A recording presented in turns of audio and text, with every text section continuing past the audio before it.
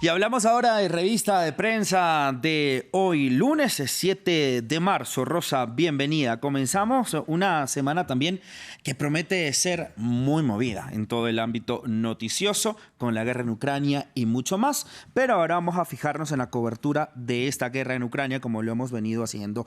Empezamos con una información, Rosa, que nosotros encontramos en el medio independiente ruso de Moscow Times, pero que también hace referencia a la exclusiva del Wall Street Journal.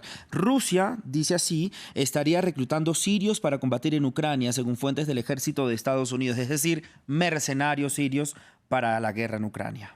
Buenos días, Raúl. Efectivamente, como comentabas, esta información la encontramos en el Moscow Times y en muchísimos medios de alrededor del mundo, pero es una exclusiva del Wall Street Journal y la información proviene de fuentes del ejército de Estados Unidos, y este artículo lo redactan Gordon Lubold, Nancy Youssef y Alan Collison. Como comentabas, ¿no? Moscú estaría reclutando combatientes en Siria, donde, recordemos, el ejército ruso está combatiendo al lado de las fuerzas de Bashar al-Assad desde 2015 en esta guerra en la que han intervenido distintos actores, como también Estados Unidos o Francia, contra el Estado Islámico. Concretamente, dice esta información, citamos textualmente, un informe estadounidense indica que Rusia, que ha estado operando en Siria desde 2015, ha estado reclutando a combatientes ahí con la esperanza de que su experiencia en combate urbano pueda ayudar a tomar Kiev y a dar el golpe definitivo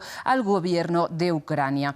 Y según esta información, algunos de estos combatientes ya se encontrarían en territorio ruso preparándose para unirse a esta invasión de Ucrania. Sin embargo, no se esclarece cuántos exactamente combatientes se hubieran unido a estas fuerzas rusas para esta misión en particular.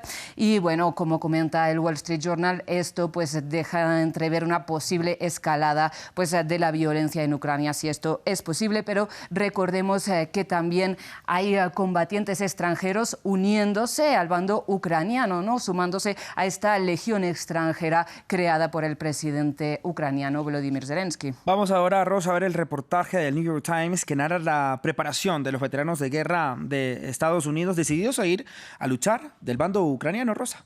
Así es, se titula este artículo de Dave Phillips, No puedo quedarme de brazos cruzados, y es precisamente una cita de un veterano del ejército estadounidense, pero digamos en este texto se citan muchísimas fuentes, y es que, según nos informa el New York Times, se están creando grupos, ¿no?, de exsoldados estadounidenses a lo largo y ancho del país de Estados Unidos que sienten la necesidad de ir a luchar del lado de las fuerzas ucranianas, pero es que es muy curioso las razones que dan, ¿no?, al periodista. Dice literalmente este artículo del New York Times: después de servir durante años en difíciles ocupaciones tratando de establecer la democracia en lugares que tenían poco interés en ella, muchos soldados están hambrientos de lo que ven como una lucha justa para defender la libertad contra un agresor autoritario, ¿no? Y es que, tal y como señalan los soldados que dan su opinión en este artículo, algunos tienen ganas de volver a sentir la adrenalina de la guerra,